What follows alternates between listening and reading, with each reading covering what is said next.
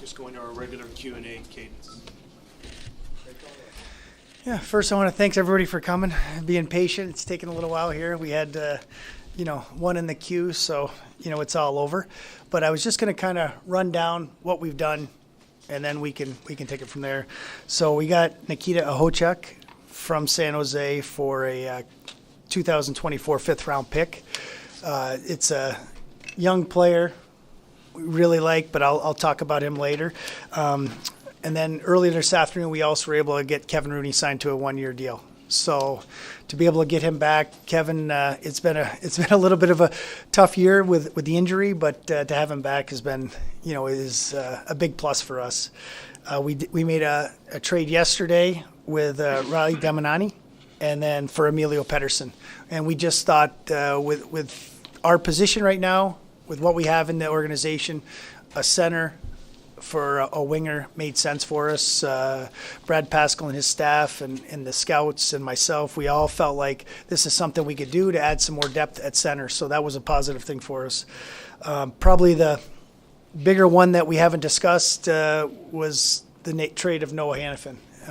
Obviously, that was a tough, it's always tough to trade players like Noah. He's been here a long time. We have a great relationship, and to see him go was tough. But like I said before, if I wasn't able to get guys signed, I needed to get assets back for it. I wasn't going to let people just walk. So, unfortunately, we weren't able to come to agreement with him. But to get Daniel Miramanov, a first-round pick, which could have been in 25, but today Vegas made a trade, so we will get an unconditional 26. So that's and then we have a third-round pick in 24, and if they win a round, we get a second in 25. So, those are kind of the deals that were done, and obviously the Tanev deal we've dealt with most of everybody in the media, but those are the ones, and just wanted to open up if you have any questions.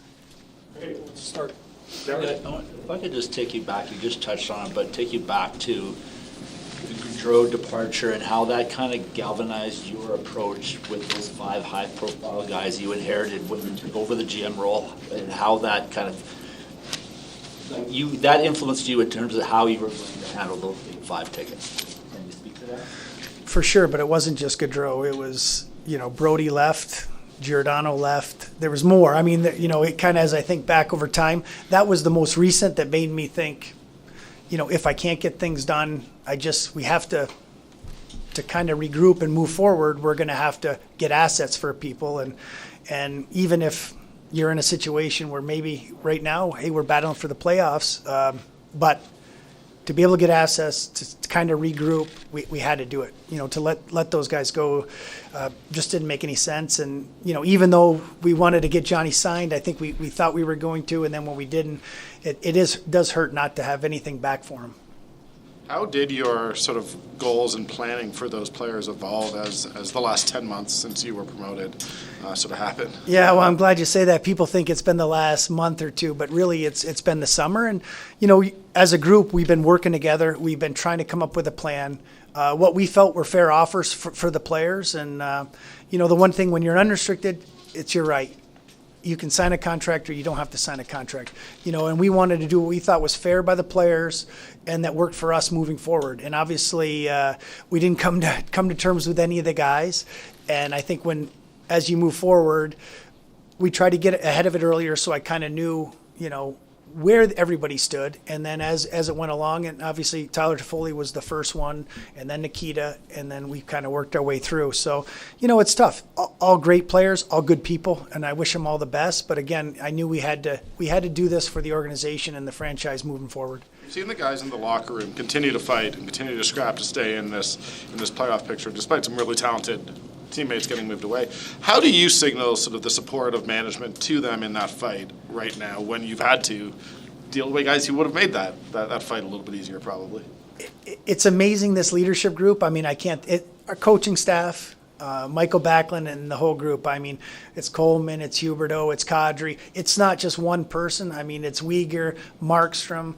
It's all these guys put together are doing it night in and night out. And it's hard because I think when I played a long time ago, there was trade stuff. It was in the paper. You see it on TV, but now it's always, it's out there every day. There's stuff every day, and I wish I could have calmed the noise, and I wish I could have done more, but you can't. But the way these guys handled it and the way they've risen to the challenge every day, it's very impressive, and it says a lot about that team down there and the belief they have in each other. So, it's never, it's never easy when you lose friends and good people and everything like that. But in the end, we know it's a business, and everybody's they come to work, and that's what these guys do. They come to work every day, and it's a special group, and we're going to, keep pushing forward here right to the end. Jacob Markstrom ended up as part of that trade speculation over the last few weeks, and we had heard about his comments about how he felt it all went down with the trade speculation around him.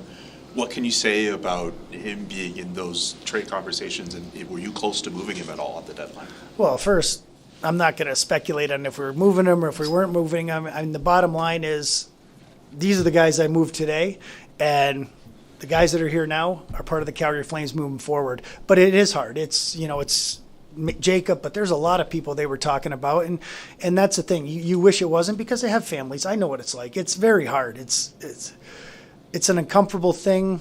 You have kids, you have families, and I totally understand it. And it's you wish you could keep it out of the media, but that's just not the way it is today. You speak to the challenge of trying to extract the best return, and whether it's Toffoli last summer, a month ago, last week, yesterday, or Wednesday versus today, and just how when to pull the trigger. It's hard. I mean, that's hey, I'll admit this is my first time, but I have a great group of people helping all the time, and they're the support that you have as a group, especially in these are hard. These aren't easy things to do. I mean, it's been a lot of major players on our team, so I think you talk to teams and you figure out who's involved, first of all, who has interest, and then as you go through what you can get back from each team and what makes the most sense for you. So you obviously, everybody wants first round picks and lots of them and amazing trades, and in fantasy you can do that stuff, and I used to do that with baseball, but when you go to the real world, it's very hard. I mean, and you're trying to get as much as you can, and I know people always say, well, why didn't you get this top prospect or that? But there is a market, and you're feeling it out as you go through, and when it comes to the end, when you've asked for everything you can ask for, and people, no, I'm not going to do that. Nope, that's not going to work for me. That's when you kind of say, okay, I think we got to move now and make the deal. And you have to be happy with the return.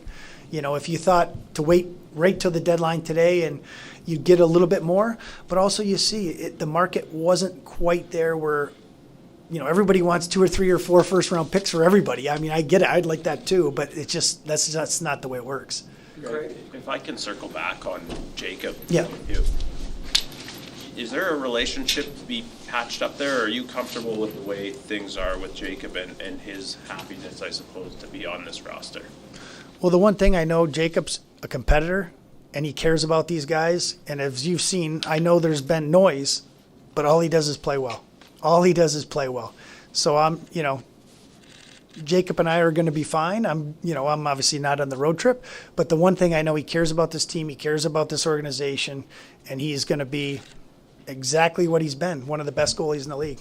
And that's been in this situation before, or at least saw from an assistant's point of view as a general manager.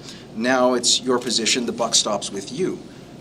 What part of your, situation room with your group led to some of these discussions, and how much back and forth was involved in that for you? Yeah, I mean, we work as a group together. We had all the scouts here. I mean, if there's amateur guys involved, you're talking to the amateur guys that know them the best. Todd Button knows most of the guys. So, you say, what's more valuable? That's the one thing when you're I trust my guys, and I believe in each one of them. So when they tell me, I think this is the better deal compared to that pick, these picks, this player, that's what goes into it. I mean, there's a lot. You just don't kind of make one phone call and it ends. There's multiple calls back multiple times. I mean, the Lindholm trade, there was lots of phone calls. And you're reaching back out to every team to make sure, okay, I'm getting ready to make a move here. Would you be willing to do what I asked? And if it's a yes, okay. If not, you move on. You mentioned, obviously, you've made a bunch of trades I think there's one guy you re-signed, one guy is still pending UFA. Are you able to provide any updates on sort of how things are looking for Oliver Kylington? Yeah, I wanted to make sure Oliver felt comfortable. It's been a long year and a half, and that's what even we've reached out to his agent just to see where he feels and if he wants to continue to do this. So, that's it's a little bit different than everyone else because you're really just thinking about him right now. You're not, you just want to make sure he's happy. He wants to continue to play, and, you look how well he's playing. So hopefully, we'll work kind of forward and hopefully we can get something done. Is there less concern there? Like he's talked about his gratitude for the organization. You've talked about not wanting to risk losing guys for nothing, and so is there maybe a little more confidence that he's willing to stay here? I'm hoping so. I mean, we have a great relationship. There's no issue. I just, I want to make sure this is something he wants to do moving forward. And it seems like he's having fun, and I don't want to pressure him in any way. But I think he's been playing really, really well for us. So I couldn't be more happy. I hope he feels the same way. Going back to today's deal and some of the previous ones, we've seen a lot of young D join your organization now. Is that coincidence, or is that an area you identified as an area you'd like to improve on this group? Well, just with what we thought we may be losing moving forward, we'd like to kind of bring in. And we brought in different guys. Some guys that are playing more defensive style game, some guys with more offensive upside, and we're trying to build it that way. So, I mean, moving forward, we're going to have a lot of young D, and that's great because they're going to grow together. Hopefully we find pairings down there, and one day they're pairings in the NHL, and, we get to where we want to go is be consistently in the playoffs and eventually going to win a Stanley Cup. I mean, that's always the goal, and that's why, when I said with all the stuff that's been going on, it's been a few months, and how well our guys have handled this and played. I mean, obviously the start of the year was very disappointing. The first 10 games put us in a hole. But to see the way these guys have rallied and to bring up young guys, Zari, Pospisil, now we got Pelletier, all these guys with Coronado, that's what we said. We wanted to kind of integrate some of these young guys, and it's made a huge difference for the team. It really has. And I think the record kind of from that point on has shown these young guys have taken a big step, and that's what we want to do. We want to continue to add young guys, but we have a great veteran core, and we believe we have to continue to do that moving forward. It was sort of out there that after those first 10 games, there was a pause on negotiations. How much did that slow start sort of affect your approach? I think it was a little bit the players and us. We wanted to kind of see where it was going, and see how we were going to do. And I think, as we turned the corner and we turned it around, we picked up conversations again. And like I said, obviously it takes two people to agree to a deal, and we just couldn't get it done. So as much as we love the players and, we're thankful that they were here and what they did for the organization, we just knew it was time. We had to move on. So do you have to, you have some veteran players in their mid-30s who are under contract for the foreseeable future, but, those guys might be interested in contending for a cup. Do you have to have conversations with those guys about the direction of the franchise moving? Well, I'm hoping they see. I mean, even if you look at like Kadri's situation, when he plays with those two young guys, he's made them so much better. But I think they've helped him. I mean, to see him kind of bring them along, and I'm hoping that we can add players like that, and that's what our staff thinks. Everybody says they want to. I think it's a retool, bringing in young guys. With our veteran players that we have here, we believe we can turn this thing around, and I think they believe in the same thing. And I mean, and you're seeing it night in and night out. I think we're 10-4 in the last 14, and we've lost very good players. And you look at the game last night, I mean, to see the comments after, to see what the guys are doing, how they've rallied together, I couldn't be more proud. And I think that's what this team's all about. It's not one or two individuals, it's a whole team. How you've seen this team push over the last 14. Was there any consideration not to moving some of the unrestricted free agents? I couldn't get them signed. Tried even up to a week ago and just couldn't do it. So, I had to stick to what. I mean, it feels like it was yesterday, but a long time ago. If I couldn't get them done, I had to move them along. But I understand why you would think that, for sure. Is it frustrating from that perspective, Craig, going back to the list of UFAs that you had? You got back signed obviously, but now that we're here and you've said goodbye to some, is it kind of disappointing maybe from your end that you couldn't get one or two of those guys here on a longer term deal? Yeah, I mean, you obviously love the players, wanted them to stay, but definitely had a price in my mind that was fair for both sides. And, that's one thing when you're a player, you definitely have the same rights too. And if you feel comfortable, you want to stay, you can sign. And if not, you can test the market at some point. What's the scouting report on the new defenseman from San Jose? You know what? People will go on YouTube. He's got some huge hits, some big hits. He plays hard, puck, simple puck mover. But I think the one thing that the guy's, he's a high character individual. From talking to people that know him, where he's played, right from junior all the way up. It's important for us to bring in, different type players, and I think he kind of. I think with Pahal, you've seen how he's come in and really fit in well with the group.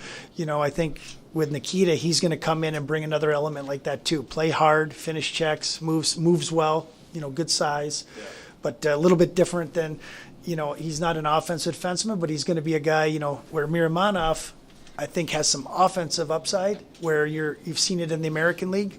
He hasn't got a lot of time in the NHL, so, I want to give him some, I don't want to put a lot of pressure on him, but we'll see as he goes. But yeah.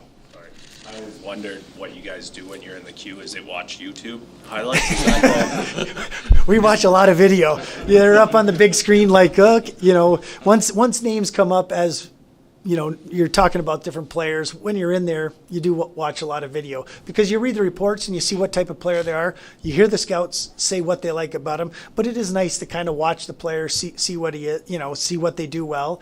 And like I said, the one thing that we can offer here is some opportunity for younger guys to get a chance and prove themselves. I think similar to kind of Sharon Govich when we said maybe he didn't get to play as much as he'd like in New Jersey. We think he's got offensive upside, and he's done a really nice job this year. So, you're hoping by giving these other guys a chance. That's all they say they ever want. That's all I ever wanted. So, now if they're going to get it, they got to perform. Right. When you talk about veteran leadership, but I wonder too, like when you're looking at this areas, the hospitals, like as this season's gone on, have you seen, all of those kids kind of taking a little piece of that responsibility and really kind of, feeling like their roles have kind of increased as the season's gone on and just, taking a chunk of it? Well, you see kind of how they mature over the time, where they come in, they're not saying much, they're not talking, they're pretty quiet, but then you see how they've grown with the group and they feel comfortable with the group. And I think, which really helps, but I think it's because of our leaders kind of bringing them into the fold to say, hey, we're not over here and you're over here because you're a young guy. They've really brought them together. So I do think it's going to be great. And usually, when you get to the NHL and you talk about character and leadership, usually these young guys have done that somewhere. So they are bringing that. They're quiet at first, but I do see it coming out of them a little bit. Maybe not to where it's going to be in 5 years from now, but, they definitely take huge steps as their leadership also. Aside from Oshili, were there any moves made to keep guys eligible for the AHL playoffs? Yeah, we had two. So we did Pelche and Coronado, just because with Pelche, he has not played a lot of hockey this year with the injury.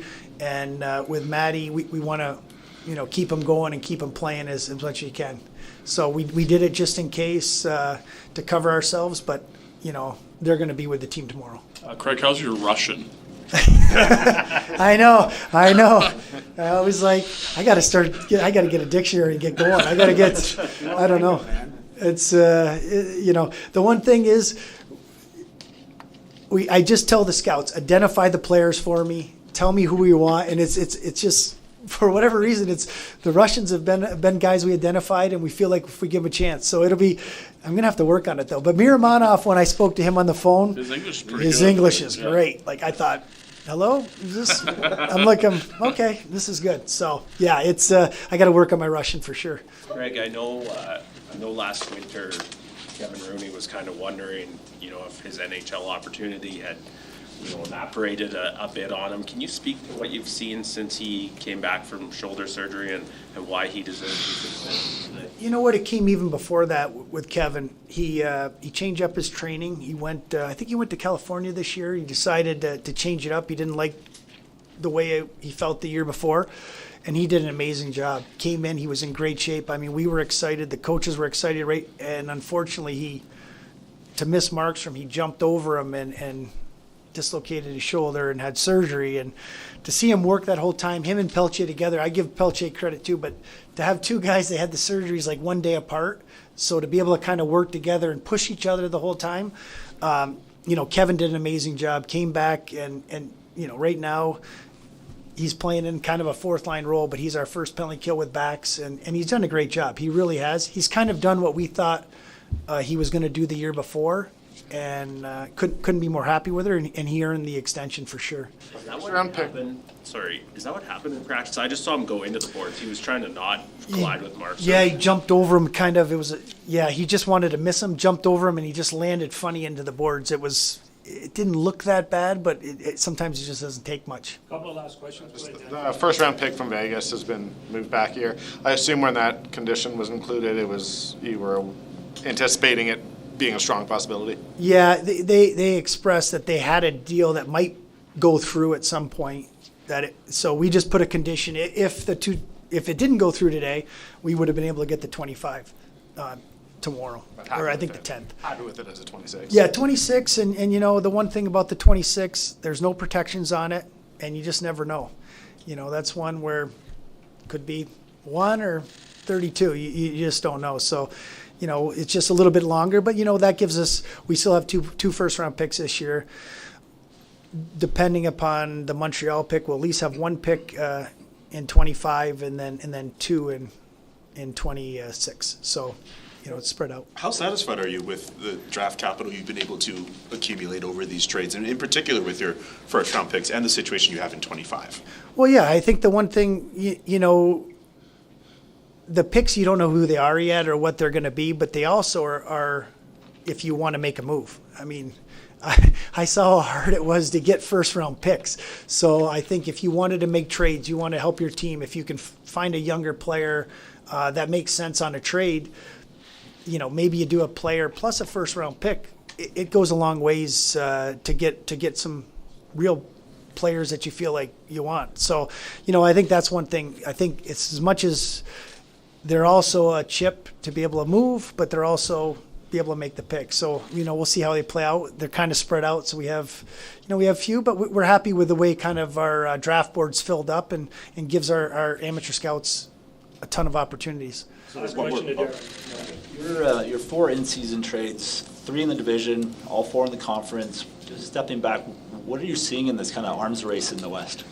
It's unbelievable. Yeah, I mean, it's, every call was from the West. I mean, they just felt like everybody was loading up and, because you're always thinking when you're sitting in my chair, it'd be nice to have our guys go out east and not see them as often. But in the end, you have to do the best deals, and it seemed like the West were the most aggressive this year, and you kind of see it even right up to the end of the deadline. If you said which conference made most of the big deals, it was really the West right now. One last question: can you exhale now? Yeah, it's a lot different. You think watching Brad doing it, seeing Jay Feaster do it, but it's definitely it's not as much fun as people think either. It's nerve-wracking, and you're dealing with people and family and good people too. So I am glad it's over, to be honest. All right, thanks. Are you heading on the road, like joining the team now, or are you staying here? I'm not gonna. I think Don Malone is gonna join the team, and then I was gonna go watch some. Now that we got draft picks, I was gonna start watching some more draft. I kind of enjoy that. Thanks, Greg. Yeah.